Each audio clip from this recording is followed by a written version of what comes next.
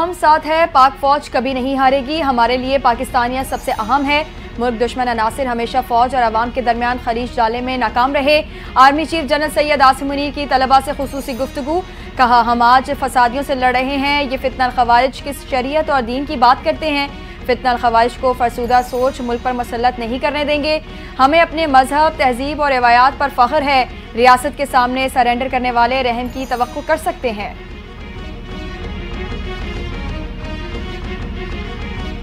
ICC champions trophy में शायकीन cricket का जोश उरूज पर आ गया। दुबई में होने वाले 4 मैचेस के लिए इजाफी टिकटों की फरोख्त आज से होगी। इजाफी टिकटें भारत के 3 लीग मैचेस और पहले सेमीफाइनल के लिए होंगी। आईसीसी का कहना है, चैंपियंस ट्रॉफी के टिकटों में फैंस की दिलचस्पी बहुत ज्यादा है। दुबई में 23 फरवरी को group matches schedule. Pak Bharat टाकरा 23 फरवरी को होगा। पहला सेमीफाइनल 4 मार्च को खेला जाएगा। चैंपियंस ट्रॉफी का मेला सजने में 2 दिन बाकी। बड़े इवेंट में शिरकत के लिए टीमों की आमद जारी। भारतीय क्रिकेट टीम कप्तान रोहित शर्मा की क़यादत में दुबई पहुंच गई। भारतीय टीम आज आईसीसी एकेडमी में प्रैक्टिस करेगी। कुछ खिलाड़ी होटल में फिजिकल ट्रेनिंग सेशन में हिस्सा लेंगे। भारतीय टीम चैंपियंस ट्रॉफी में पहला मैच बांग्लादेश के खिलाफ 20 फरवरी को खेलेगी। कुरम में कोहाटन मुआहदे पर अमल दरामद जारी। वालिश खेल और खारकली में मजीद 5 बंकर्स मिसमार। मजमूई तौर पर अब तक 98 बंकर्स गिराए जा चुके। जिला इंतजामिया का कहना है कि 48 बड़े बंकर्स धमाका खेज मवाद से उड़ाए गए। 50 छोटे और जंगों में इस्तेमाल होने वाले बंकर्स को मशीनरी से गिराया गया। जिले में मुतहरे फरक़ैन के अब तक 120 से ज्यादा बंकर्स मिसमार।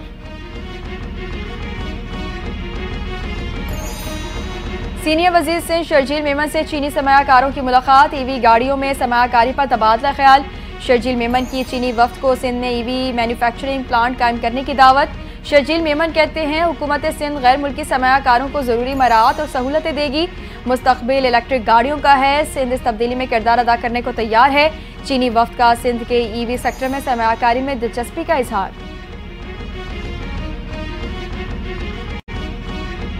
शहर कायद में डंपर्स माफिया बेलगाम। कामरान टिसोरी का ट्रैफिक हादसात पर कायम मकाम chief justice Sindh high court को दूसरा खत।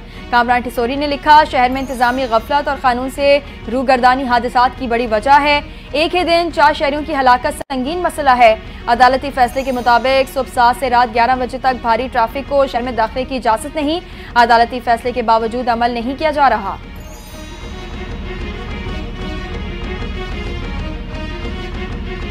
MQM पाकिस्तान के रहनुमा डॉक्टर फारूक सत्तार की आफाक अहमद की गिरफ्तारी की मजम्मत। कहा, आफाक को उजलत में गिरफ्तार किया गया।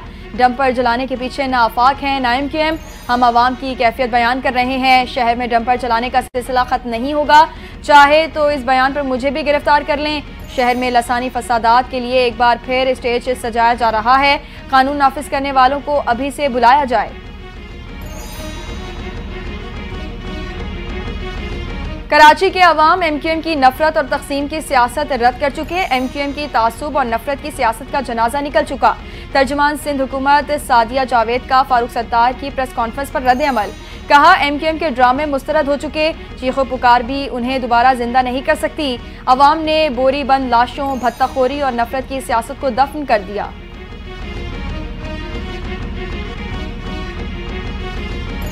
सियासत को हमेशा गर्म ही रहना चाहिए, ठंडी हो जाए तो ये खत्म हो जाती है। गवर्नर खैबर पख्तूनख्वा फैसल करीम कुंडी की गुफ्तगू। कहते हैं, सियासतदान पाकिस्तान का असासा हैं। 18वीं तरमीम के बाद अमन अमान की जिम्मेदार सूबाई हुकूमत की है।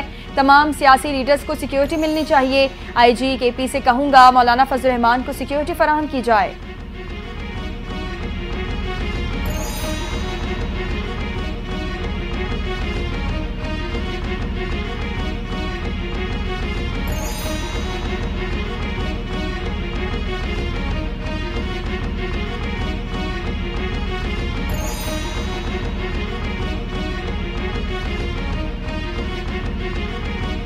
और अमेरिका से 2000 टन वजनी बमों की खेप इसराइल पहुंच गई। बमों को दर्जनों ट्रकों पर लोड करके इसराइली एयर बेसिस की तरफ रवाना कर दिया गया।